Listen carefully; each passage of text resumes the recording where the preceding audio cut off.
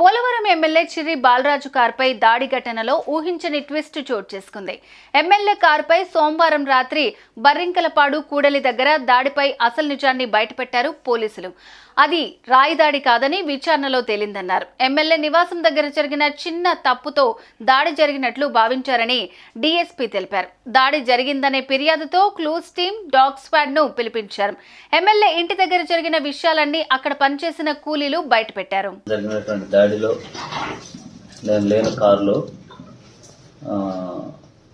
బరింకలపాడు నుంచి జీలిగిమెల్లి వెళ్ళేటువంటి నా వాహనం మీద తెలియని దుండగులు దాడి చేయడం జరిగింది.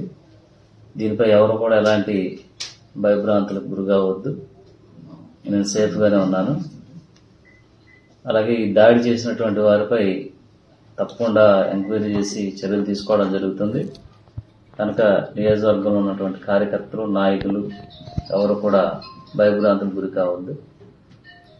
ప్రతి ఒక్కరూ ధైర్యంగా ఉండాలని కోరుతున్నాం. ఎమ్మెల్యే బాలరాజు సోమవారం ఉదయం వేరే కారులో పోలవరం నియోజకవర్గ పర్యటనకు వెళ్లారు. ఆయన ఇంటి దగ్గర మరో కారు ఉండగా అక్కడే కూలీలు షెడ్డు నిర్మాణం చేస్తున్నారు. అయితే ఇనుప రాడ్డు ఒకటి కారుపై పట్టడంతో అద్దం కొంత పగిలింది. ఆ సమయంలోనే పగిలిన అద్దం రంధ్రంలో నుంచి ఓ రాయి కారులో పడింది. అయితే ఎమ్మెల్యే బాలరాజు పర్యటన ముగించుకుని ఇంటికి తిరిగి చేరుకోగా ఆయన సోదరుడు మరో ఇద్దరు అనుచరులు అద్దం పగిలిన కారు తీసుకుని జిలుగుమిల్లి బయలుదేరి వెళ్లారు. ఇంతలో బరిలంకపాడు కూడలి దగ్గర వేగంగా మలుపు తిప్పడంతో పాటు స్పీడ్ బ్రేకర్ను దాటించడంతో ఒక్కసారిగా పెద్ద శబ్దంతో అద్దం పూర్తిగా పగిలింది. ఈ ఘటనతో కారులో ఉన్న ముగ్గురు భయభ్రాంతులకు గురయ్యారు. ఇంటికి వెళ్లి ఎమ్మెల్యే బాలరాజుకు జరిగిన విషయాన్ని చెప్పారు. దీనికి తోడు కారులో రాయి ఉండడం, అద్దం పగిలిపోవడంతో పొరపడిన వారు గుర్తు తెలియని వ్యక్తులు దాడి చేశారని భావించారు. ఈ ఘటనపై దర్యాప్తు చేసిన పోలీసులు చివరికి ఇంటి దగ్గర చిన్న తప్పిదమే దీనికి కారణమని తేల్చారు.